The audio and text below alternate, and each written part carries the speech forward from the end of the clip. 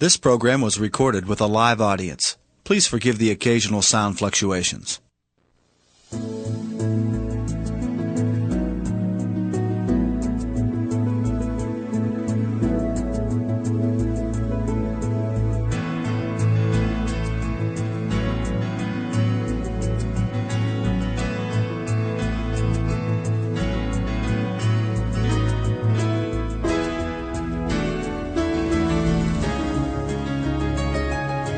I am open and receptive to all good. Do that with me for a minute. I am open and receptive to all good. How does that feel? Does it really feel wonderful for everybody? Too often, we sit, and I know people come to me and want to get prosperity and things like this, and I see them sitting like this. And I think, how are we going to let it in? How are we going to let it in? And this is such a wonderful symbolic gesture. I am open and receptive to all good. Not a little bit, not just some, but all good. When you do something like this, the universe notices. The universe notices. Okay, this is going to be a nice question and answer session. I'll talk a little bit and we'll do some questions and see where you are and see what your stuck points are in prosperity. Because a lot of people think that prosperity is just money. But really, there's many, many other things that come under this auspices of prosperity. There's time and love and success and joy and comfort and beauty and wisdom and good health and money. You can be very poor in time. If you feel really rushed all the time and always pressured, you have poverty in your time. But if you feel that you have all the time in the world and that whatever you want to finish, you'll get done and it will all happen, then you're really prosperous in time. And what about success? If you feel that it's really way beyond your reach, then you're never going to get it. But if you feel that you can be successful, whatever that means to you, then that's wonderful. That's prosperity. Comfort. How many of you are prosperous in comfort? Or do you live lives that are really very uncomfortable and hard and tight? Wisdom. Do you have prosperity in wisdom? Do you feel that all the wisdom in the universe is available to you? Or do you think, I'm just me and I don't know very much and, I can't figure things out? If you feel that you're really connected with the universe and you really trust that part of you that's inside, then you can be absolutely prosperous in the abundance of wisdom. And what about love? Do you feel that you have an abundance of love? Or are you very poor in love? Is there just a little bit of it in your life? How about joy? Do you feel you're really prosperous and have an abundance of joy? Or is that something you just allow yourself a little bit of now and then? And you really are very poor in joy. And then what about beauty? Do you see beauty everywhere? Do you allow yourself to experience an abundance of beauty? And what about good health? Do you have no health? Is there very little? Are you poor in good health? Or are you prosperous and do you have an abundance of good health? And of course there's money then. There's money too. What do you let yourself have? Are you poor in money or do you have an abundance of it? I like to use that image a lot, the ocean, standing in front of the ocean with a container in your hand. And you're there and you have this container, but what is it? Is it a thimble with a hole in it? Is it a small cracked cup? Is it a mug? Is it a vase? Is it a quart jar or a pail or a bucket or a wash tub? Or do you have a pipeline? And remember, no matter how... A pipeline. Run it right in. But no matter how much you have, whatever your container it is, and no matter how much you're taking from the ocean of life, and even though we're all standing there, we're not robbing each other, and there's plenty for everyone, and no matter how much we take, there is no way we're going to run that ocean dry. It's absolutely impossible. And if you can see yourself standing at the ocean of life in the same way, and remember the container that you have is your consciousness, and you can always change your consciousness. And it doesn't matter if you came from poverty. Doesn't matter where you came from. And it doesn't even matter what your parents' beliefs were or if they came from the Depression or whatever. Because it's your consciousness and what you're choosing to think and believe about prosperity and your ability to deserve it is what's going to create it for you. See, it has nothing to do with getting. People always think, oh, I want to get this or I want to get this. It's really allowing yourself to accept, which is a different concept. When you're not having something that you want, it's because on some level you're not allowing yourself to accept it. But you see, life is here for us. It's here for us and it's here to support us in every way. But remember, what we give out, we get back. So if we're stingy with life, then life will be stingy with us. It's just that simple. If we steal from life, life will steal from us. And you know, department stores are not fair game. If you take paper clips from the office or do your personal Xeroxing there, that's not fair game, because it's the same old thing. What you give out, you get back. And what you're saying to the universe in a way is, I can't afford to take those things, have those things for myself. I don't have the ability to earn it. Therefore, I must take it from somebody. And that's poverty thinking. That never, ever, ever creates prosperity. Life is here for us, and there's an incredible abundance on this planet. Sometimes we only see our lack, but the abundance that is here is so enormous. You know, if you think about it for a moment, there is so much food on this planet that we could literally feed everybody on this planet. Yes, it is true that there are people that are starving, but it's not because of a lack of food. I mean, we burn crops in this country just to keep prices up. If people are starving, it's a lack of love. It's that we're allowing such a thing to happen. There is an absolute abundance of money on this planet. There is so much money that we can't even count it. And yes, it is true that there are many people who have very little, but it has nothing to do with the amount of money that's here. It's a lack of consciousness. It's a not deserving, not accepting. And are you aware that there are billions and billions of people on this planet, and yet you will hear people tell you that they're lonely? It has nothing to do with the amount of people. It's because we put walls up and we won't allow the love to come in. We have an abundance of air on this planet. You know, if you think about it, our most precious substance is the air we breathe. When we exhale, we take it absolutely for granted that the next breath will be there. And if we didn't have a next breath, we wouldn't live for 3 minutes. We literally would not get out of this room alive. And yet we take it absolutely for granted that when we exhale, the next breath is going to be there. And we're all breathing in this room, and I'm not saying don't breathe, there's not enough for me. We just assume. Now, if the most precious substance in our life has been given to us with such abundance, and that there's enough to last for as long as we shall live, then can we not trust that other things will be taken care of? And Matthew 6 is always a good thing to read when you're a little bit scared about stuff. The power that created us has put everything here for us, but it's up to us to deserve and to accept. That's what we need to do. You know, what we concentrate on increases.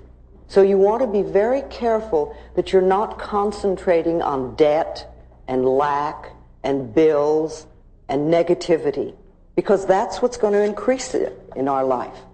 If you can concentrate on bills and see them as enemies, then they're going to be enemies, and you will never, ever have enough to really take care of them.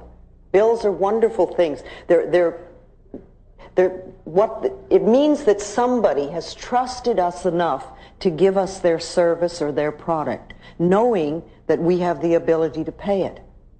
And if we can welcome those bills with love and rejoice, and when you write a check out to pay it or you pay a bill, absolutely rejoice that you're able to do it and know that what you're sending out is coming back to you. See, too often we think, oh, another bill. or we write the check and say, oh, there isn't enough or whatever. But start feeling a good flow with this whole thing. Self-image is very important, because self-image, feeling good about yourself, is prosperity. Prosperity begins with that. Doesn't matter how much money you have, if you don't feel good about yourself, you're never going to enjoy it. And then look at your prosperity now, because everything that you do have in your life is a reflection of what you believe you deserve, what you believe about yourself. You know, look at your home.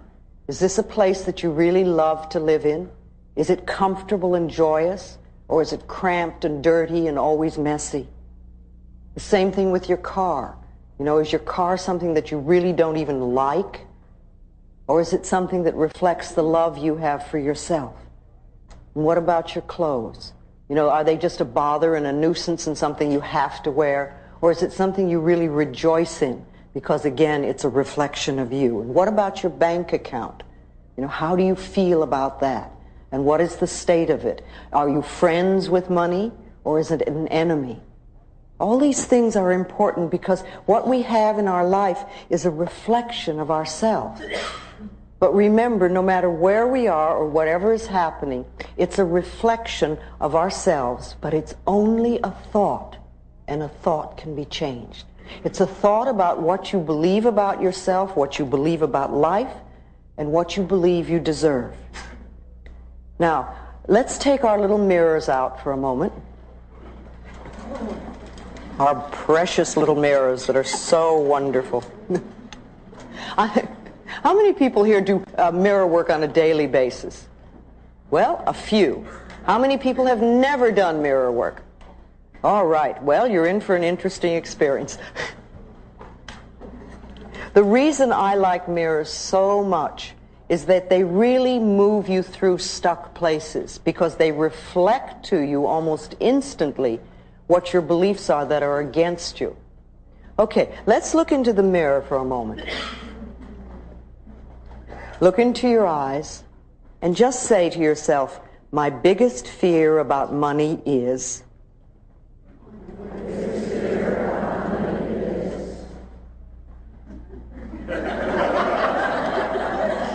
Just notice what comes up. What comes up? What is coming up when you do that? What sort of fears?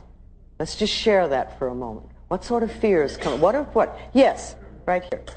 My biggest fear about money is that it'll either be taken away when I get it, or that somehow I just, that I won't be taken care of.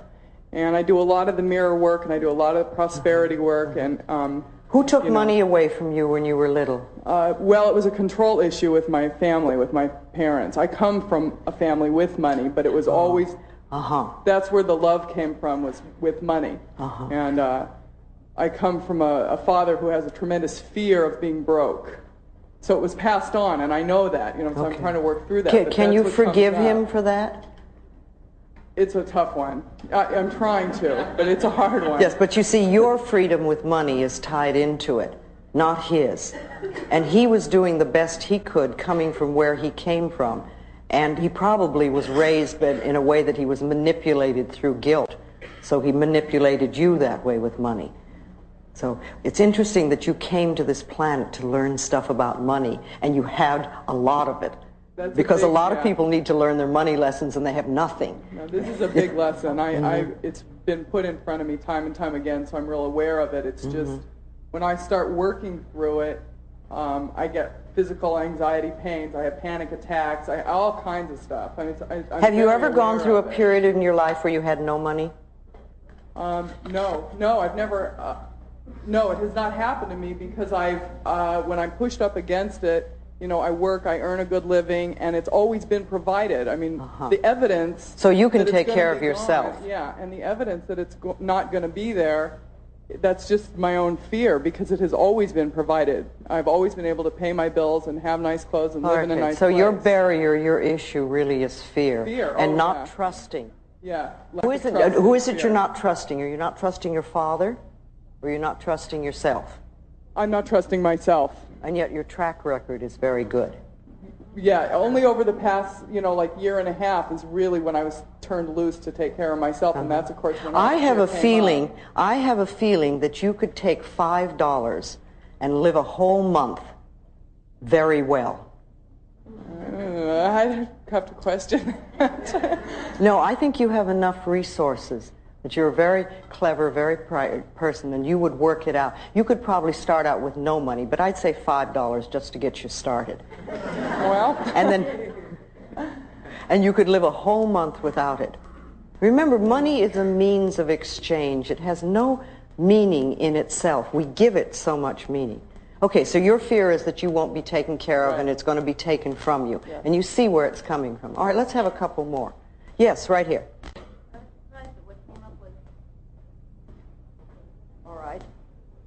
All right. She said that what came up for her that is starving, that you would starve. Right. Okay. Have you ever? No. Did your mother, your father, did they come from a space of that? Did they grow up in the Depression? They did, but I don't think either of them ever, no. I mean, I would have heard of it. Okay. All right. It's an old thing. Maybe you had. Maybe it's something that you heard very young as a child from your parents, and you've picked it up. So that's wonderful, because you see, when you do something in the mirror like this and a thought comes up, the good thing to do is to write it down. And if you're doing your affirmations in front of your mirror at home, always have a pad and a pencil with you and write down whatever that negative message is. And you don't even have to deal with it right then. But later on you can sit down and maybe you'll have a list of them and say, wow, this is what I believe. No wonder I'm not having the prosperity that I want. You see, if we don't see what our negative messages are, it's very hard to change them. And what most of us do is when we hear or feel a negative message, we try to run from it. And we have all sorts of ways of doing that. I mean, people go to the extremes of drug and alcohol abuse and things like that. But there are lots of little ways that we run from our own barrier thoughts. And if we could, instead of that, accept them and examine them and turn them around, say, no, I don't want to believe that anymore. Remember, it's only a thought, and a thought can be changed. That's all we're dealing with, no matter how difficult it is. Feelings are thoughts in motion in the body. That's what they are.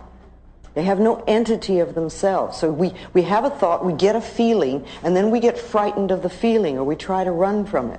But if we realize it's just the thought moving through our body, and the thought can be changed. So if you look at those things and you say, no, I don't want to do this anymore. I don't want to believe this. And yours just came up, but it's probably an old one there. You know, and I don't want to feel that I'm going to lose money if I get it or something like that. I don't want to feel that I'm starving. I would rather choose to believe that I'm abundantly taken care of. I'm an extremely capable person. I can always create for myself. And I am always safe in the universe. Everything is supplied for me. We have to change these thoughts, and we must do them deliberately, because we're the people that are in charge. It's our minds. We think in our minds. Nobody else can do that. And we get the opportunity now of choosing what we want to think. When we were very little, we had a lot of stuff fed into us by our parents and other places around us. I mean, after all, we got it from relatives, we got it from neighbors, we got it from school, we got it from the church, we got it from television. All this stuff came in, and we're little, and we accept most of it. Very, very few small children really can say, no, that's nonsense, and I'm not going to believe that. Mostly children accept it and say, yes, yes, okay. But we're not little children now. We're adults. And we get to choose what we want to think. Only we have to look at what we are thinking at so we know what we need to change it to. Who else wants to share? Yes, right here. I've had a pretty good belief system in money, I think, most of the time. And after reading your book, it really helped me a lot. And it was wonderful. I mean, it helped me so much. And I found unexpected sources of money coming in, and just my spending habits changed, and I felt great about it. Mm-hmm. I shared those beliefs with some people that I know, and I also talked about feeling like deserving certain amounts of money. And what happened was they told me that that's not true, that what makes you feel like you deserve it, and that's not true, you have to earn it. And they know how hard I work at my job, which is not very hard. But on the other hand, no wonder they're upset. People get angry at people who don't work very much. right? But I do work in other areas outside of my job. You don't have to justify yourself. Okay, thanks. That was my fear, was that maybe I don't work hard enough to deserve the amount of money that I have. Honey, if your consciousness is clear enough that you can bring in good money without struggling, I want you to love yourself. You see, you do something like you pick up your little mirror and say, thank you for being so clever and bright. Thank you for getting it.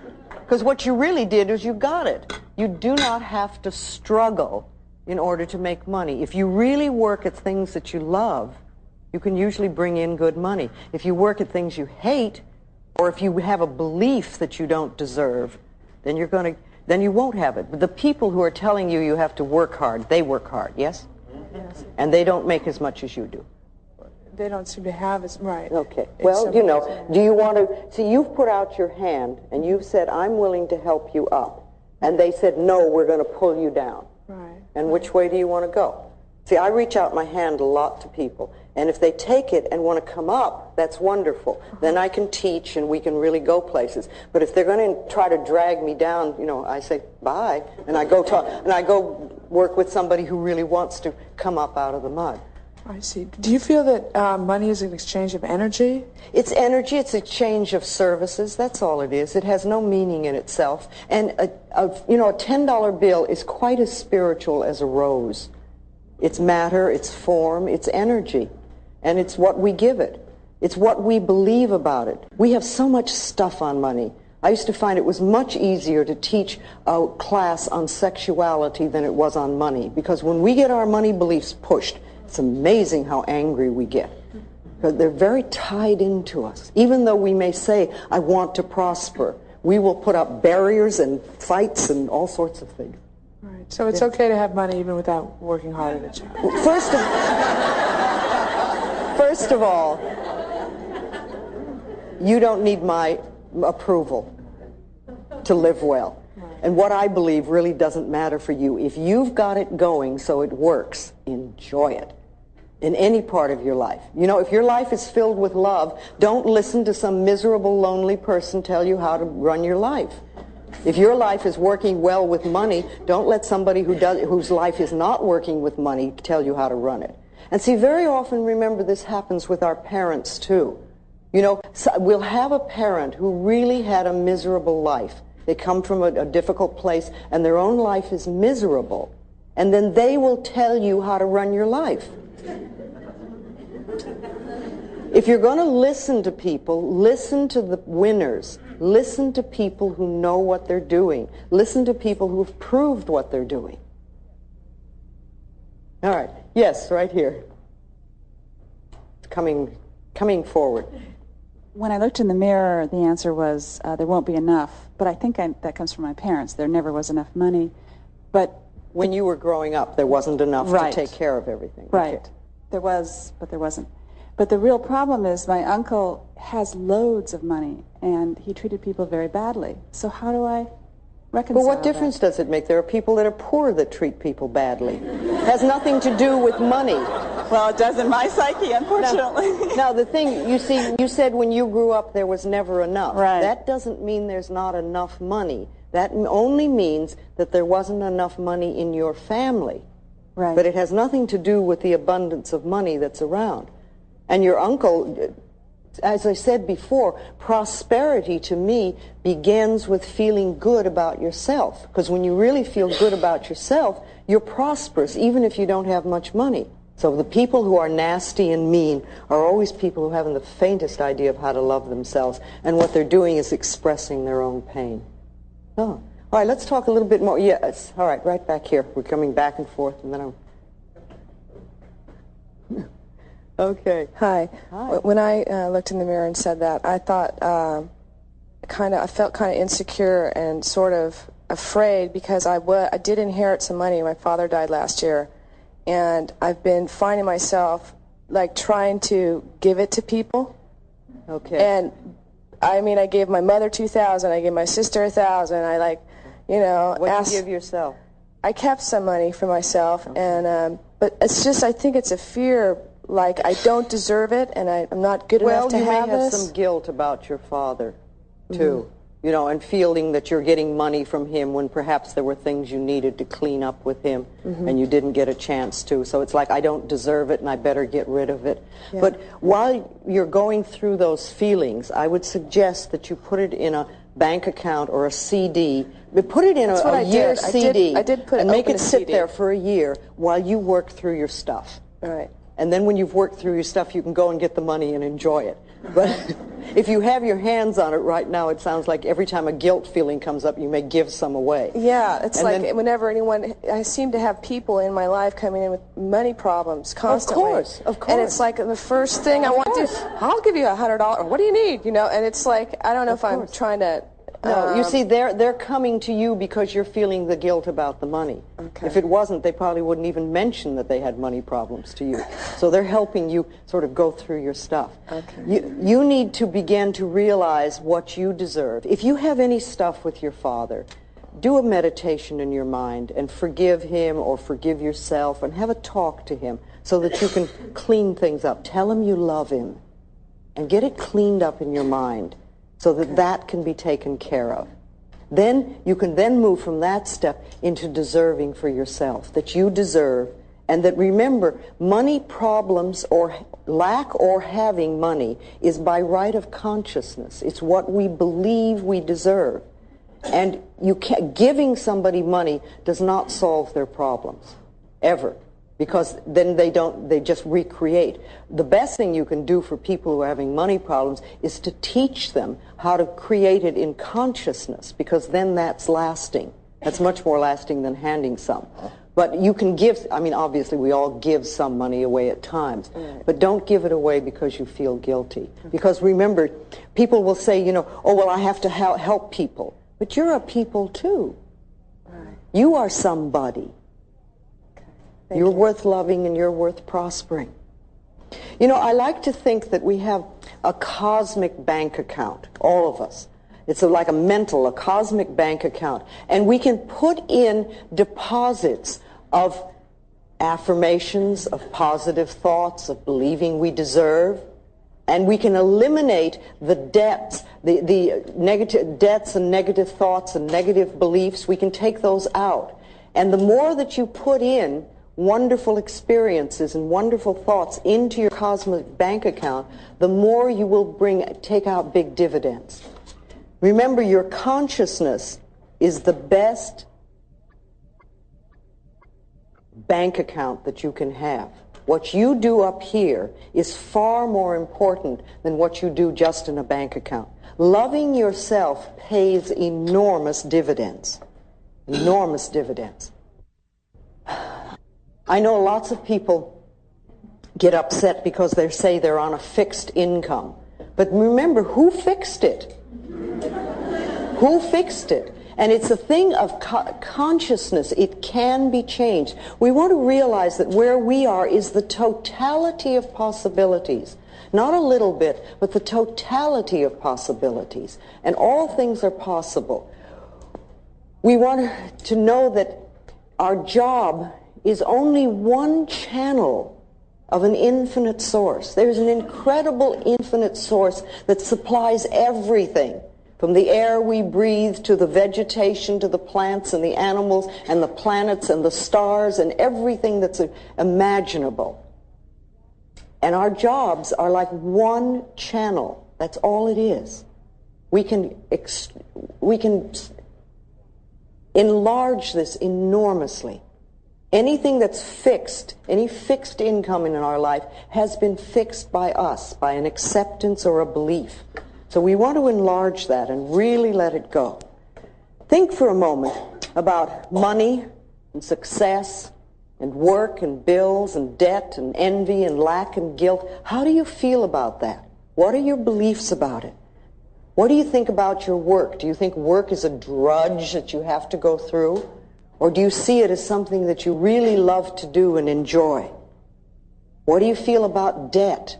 Is debt something that really drags you down?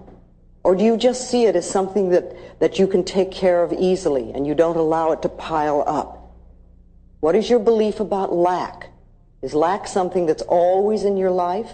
Or can you see that lack could be something that's part of the past and is not part of what's going on now? Again, what do you feel about bills? Bills are these things that people get such stuff on. But they're only pieces of paper and saying somebody trusted us enough. And what about envy? Are you jealous and envious of people who have? And what about guilt? Do you really feel that you don't deserve? See, these are all poverty-oriented thinking patterns. Any negative thought that you have about money is poverty-oriented. So listen to what you say and listen to what you're thinking. I love the exercise of having people clean out their closets. Go and clean out your closets and your refrigerators. Take all the stuff in the closets that you haven't worn in a period of time and either sell it or give it away or burn it. But get it out so that you have room for the new. You want to make room for new stuff to come in. So clean out your closets, let it go. And as you're doing it, you say this thing of, I'm cleaning out the closets of my mind. Same thing with refrigerators. You know, is that a place where there's lots and lots of little bits of food stuck in the corners? Get it all out. Clean it out. Make room. Because people who have very cluttered closets and very cluttered refrigerators have cluttered minds. They're not thinking clearly. It's just symbolic. That's all it is. It's symbolic of what we have in here. You know, you can do some wonderful affirmations in the morning when you get up. And again, I love this gesture because it's so symbolic, and it says to the universe, I'm ready, I'm ready. You know, and just say, I'm open and receptive to receiving all good. This is a wonderful day of prosperity. One of the affirmations that I've used for a long time is that my income is constantly increasing. Just that simple. My income is constantly increasing. And then I watch it happen. What we believe for ourselves is going to come true. And when we're doing our affirmations again, if you do a positive affirmation and the negative comes up, just say thank you for sharing. Thank you for sharing. You want to hear it. We don't want to run from the negative affirmation. But what we want to do is acknowledge it, but not give it power. Not give it power. So whatever's coming up. So when you hear them, write them down again. Write them down and give yourself a chance to then turn them around into positive affirmations. Yes. Yes, can we get the lady over in the corner there?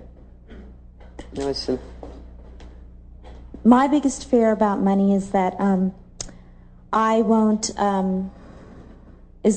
be able to make enough money in the career that I want. I grew up in Beverly Hills, but I never had enough money like my friends did. Yes, yes. And so that was always that feeling like I never had enough. Yes, yes. And also I've been sick since 1986.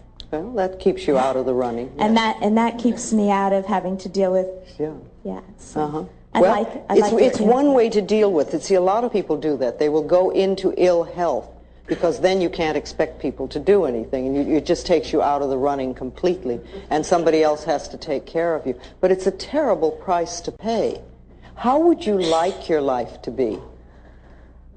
Well, I would like. I see myself moving more towards how I'd like it to be because I've been working on this kind of stuff for like 3 years.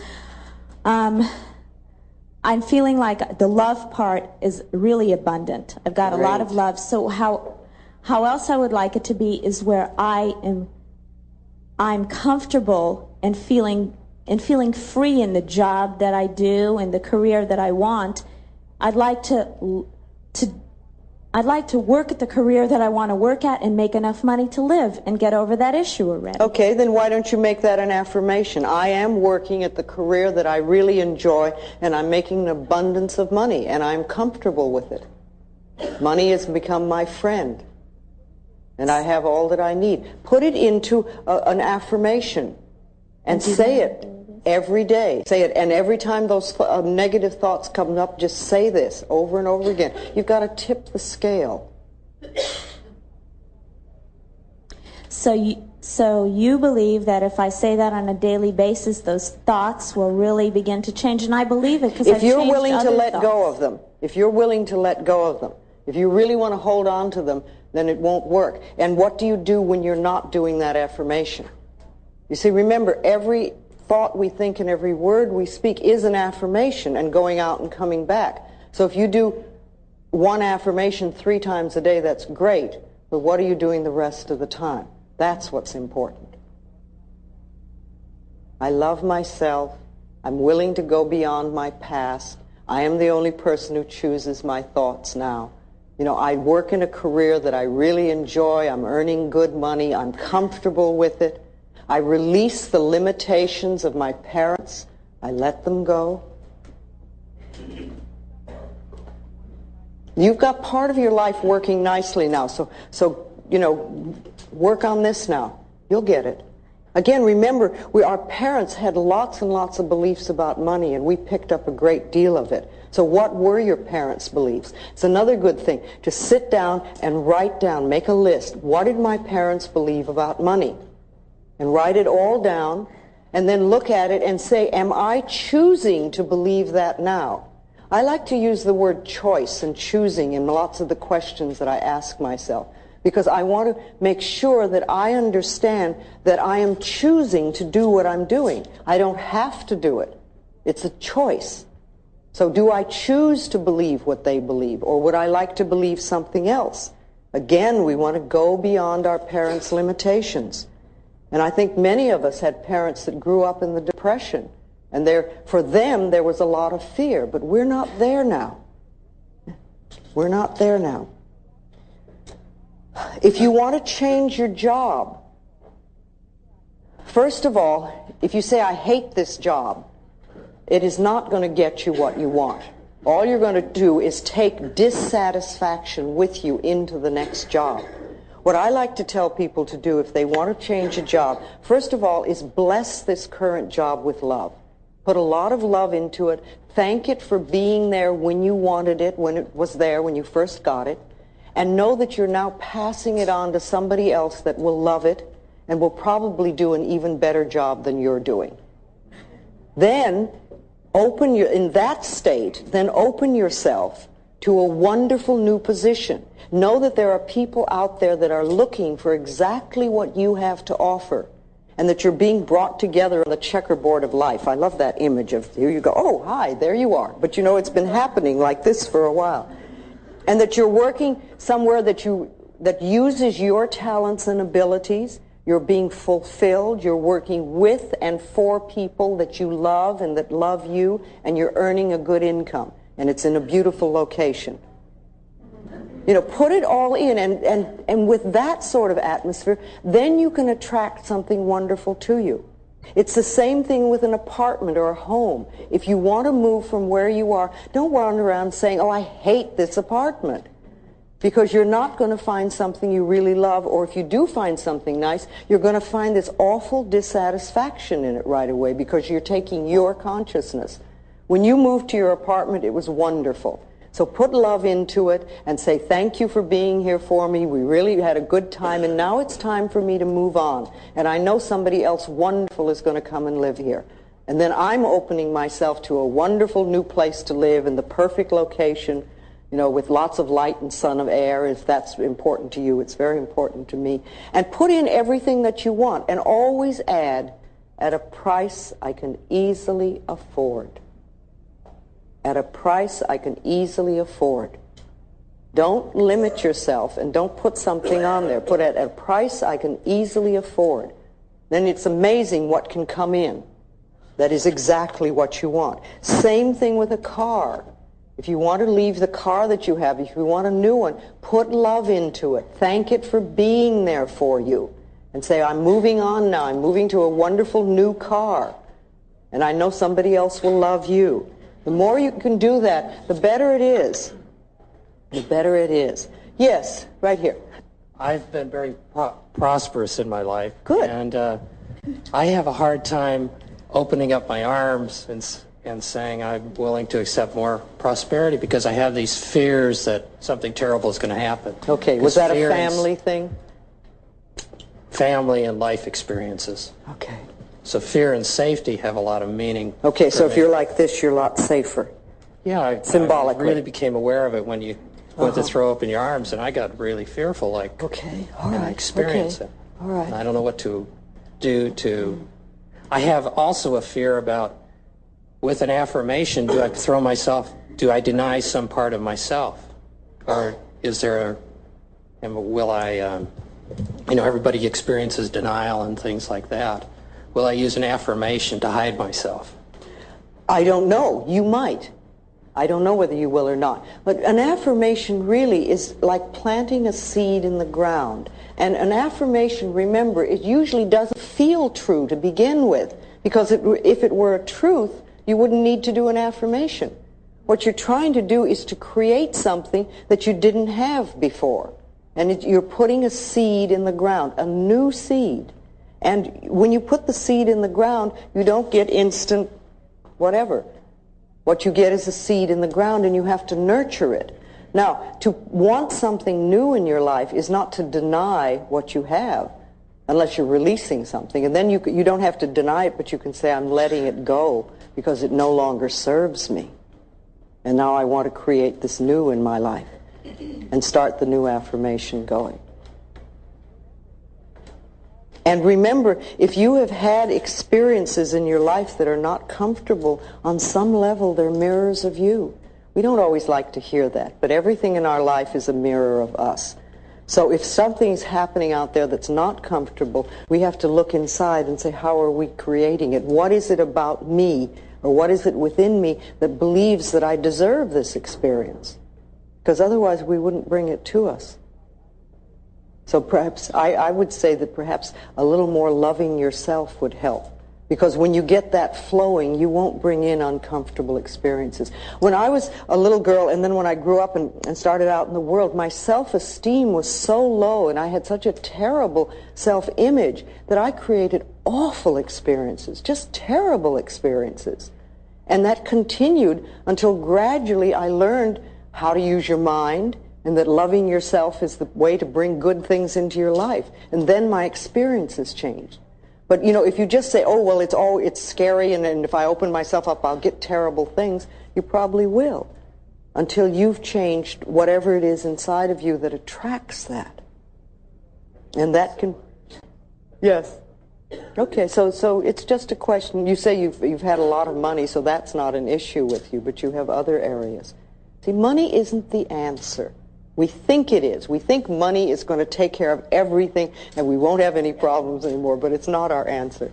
Let's see what this gentleman right here wants to say. Hi, Louise. Yes. My situation with finding a new house is a little different. I love the one I'm in, but I have to move. Okay. So a year ago, I also had to move.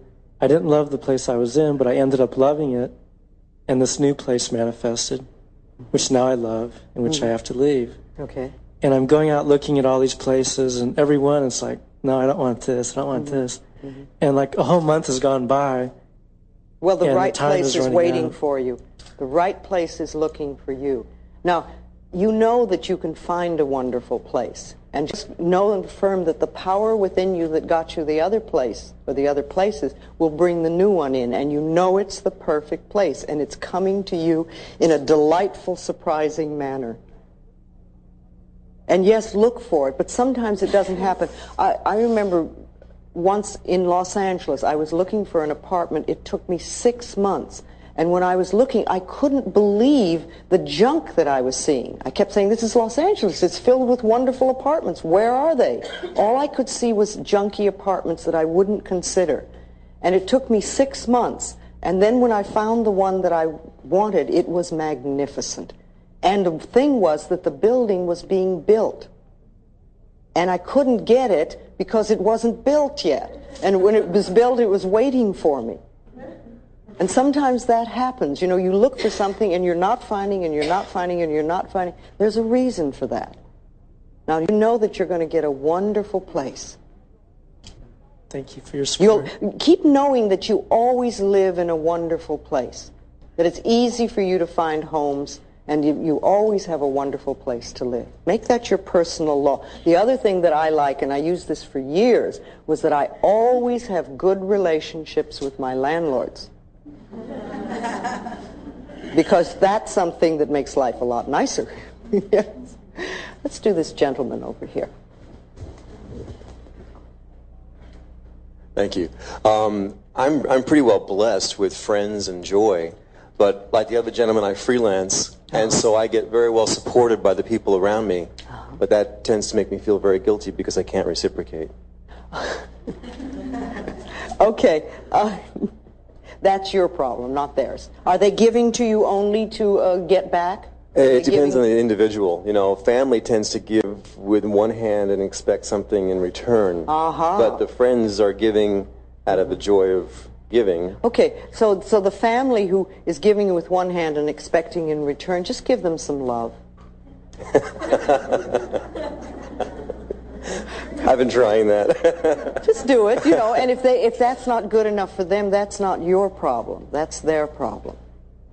There are times in life when the universe gives to us in a form, whatever form that we may need, and we may not be able to do anything to give back or anything, and that's okay. I mean, however the universe has decided to take care of you, you say thank you. Yeah. And then there will come a time in your life when you will help somebody else. I can think of many people in my life in the early days who really helped me enormously at a time when there was no way I could pay them back. But what's happened is that years later, I've taken an opportunity to help someone else. And that's the way life goes. Very often, all we do is exchange prosperity. Somebody gives you something, and you right away give it back. You reciprocate. Or somebody takes you to lunch, and you immediately have to take them to lunch. Or somebody gives you a gift, and you immediately have to give them a gift. Learn to receive, learn to accept, learn to say thank you and just receive. And you know, if the universe likes to know that you can receive and not just exchange. And sometimes you don't need to give back to the person that gave to you. You'll give to somebody else at another time. But learn to accept. A lot of us have problems with that. We can give, but we can't. You know, and when somebody gives you a gift, smile and say thank you. That's all you need to do is smile and say thank you. You know, if somebody gave you a gift and you said to them, oh, it's the wrong size or it's the wrong color, I guarantee that person will never give you another gift. And the universe will say, this person doesn't want any good. You know, you accept graciously, and if it really isn't right for you, then you pass it on to somebody that can use it. Same thing with compliments. If somebody gives you a compliment, smile and say thank you. Just smile and say thank you. And you know, speaking of prosperity, how do you nourish yourself? What do you do for yourself that's nourishing? What do you do to make yourself feel good, to take care of yourself, to make sure that you're in superb health, to make sure that you have lots of loving friends around you? What do you do? Do you take time to nourish yourself? Again, you know, going to the mirror in the morning, any time of the day, but I like the morning because it sets the tone of the day. And saying, what can I do for you today to nourish you? How can I nourish you? How can I make you happy? How can I make you happy? The other thing we want to do, you know, is we want to be grateful for what we do have. If we're only looking at what we don't have, if we're only seeing the lack, again, that's not a way to bring more good in. Start to be very aware of what you have and be very grateful for it so that more stuff can come in. This lady over here wants to ask me something. I saw you. Hi, I'm having a hard time receiving happiness. Actually, I'm very happy. I'm having a hard time with fear of being happy. Okay, what would happen? I'm newly married, and I'm very happy, and I feel like I'm receiving love more than I ever have. I have a 9-month-old baby who's very beautiful, and I love her very much. And I have a tremendous amount of fear that something's going to happen to her, or something's going to happen if I'm too happy. Yes. You know what that's called? That's called running anxiety. That's all it is. It's like there's an anxiety part of us that is here. And usually it gets taken care of this way or that way. We have these little things going on. When our life is really magnificent, it's like we're not handling that part of ourselves. So these thoughts come up. So when you hear them or when you feel them, just say, it's okay, I'm just running anxiety. All is well. My life is so wonderful, and I deserve, and I'm willing to accept, and I can have. That's all you're doing. Just recognize it is that little part of you is saying, well, you know, she's not upset anymore, and we've got to do something. Something's going to go wrong. I just know it. Things are too good. Thank you for sharing, you know. Again, thank you for sharing. You know, I appreciate, I know you're trying to take care of me. You know, one of the things that I do when a fear thought comes up is I say to it, I thank it. I say, thank you for trying to protect me. Thank you for taking care of me. I appreciate that you want to help me. And then I'll do an affirmation for whatever it is. But I acknowledge that the fear thought is there to protect me, because that's what fear is, really, isn't it? You know, you get frightened and the adrenaline comes and it's saying, where's the danger? So I say thank you. And you can do the same thing for that. And just don't give it a lot of importance. Okay, let's give it to the lady in aqua here. Yes. Hi. I've read a lot of your books, and I'm really trying to practice learning and applying what I'm getting out of the books. But when I looked into the mirror, I expected to have the fear of not having enough money. But what came to me was a fear of having the money. And I sat here and thought about that. My family did keep playing these old tapes. We were poverty and welfare children.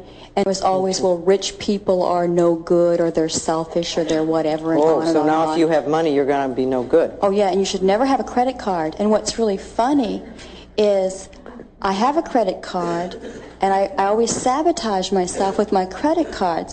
I always manage to have enough money to pay the rent and buy my food. And if I start making too much money or becoming too successful, I will sabotage myself so that I only provide enough money to meet my needs and not my wants. Well, then I started putting out these affirmations of it's okay to accept and to have things. And yesterday, I was driving down the street, and I really had a strong need for a vacuum cleaner and a typewriter. And those are like so unrelated, but I turned up the wrong street, and sitting on the corner was a vacuum cleaner that had a sign on it that said, free, it runs, take me. I stopped the car, and I got out of the car, and sitting next to the vacuum cleaner on the ground was a typewriter. There was a little Jewish man that was standing in the driveway, and I said, excuse me, are these yours? And he said, no, dear, they're yours. I have had them for so long, I don't use them. The maid has her own vacuum cleaner. You take them and use them well. And I smiled and said, thank you.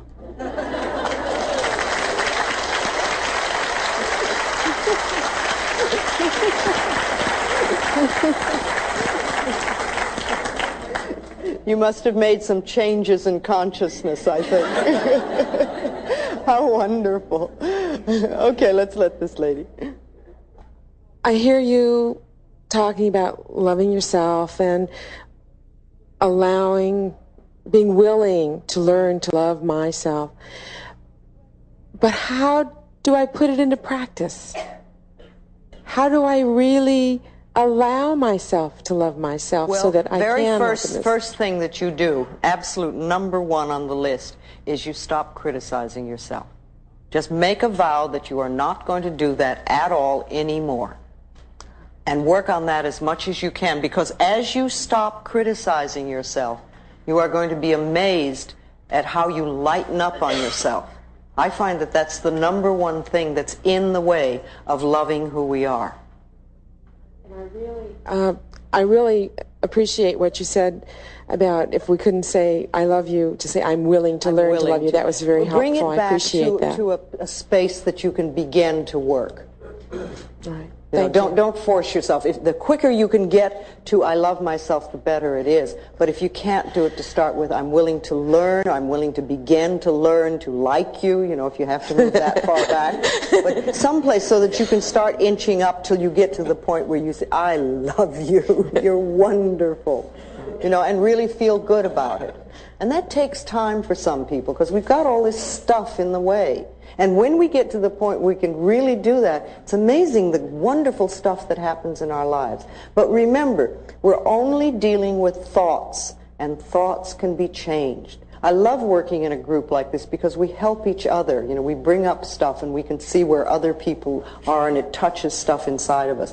When we change our thinking, we change our reality. That's just that simple. So let's know some positive things for ourselves. We are open and receptive to wonderful new ideas. We allow prosperity to enter our lives on a level that has never entered before. We deserve the best, and we are willing to accept.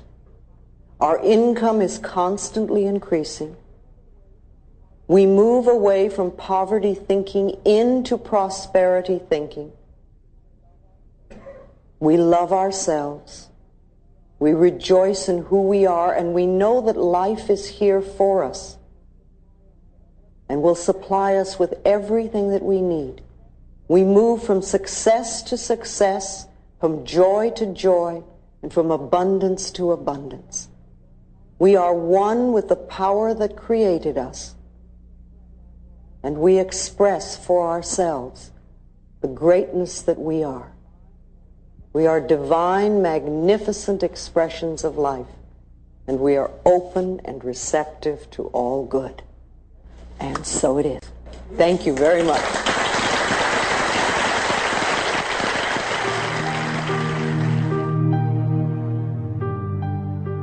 This has been a Hay House audio production. If you would like a free catalog of books and videos offered by Hay House, please call us at 1-800-654-5126 or visit www.hayhouse.com.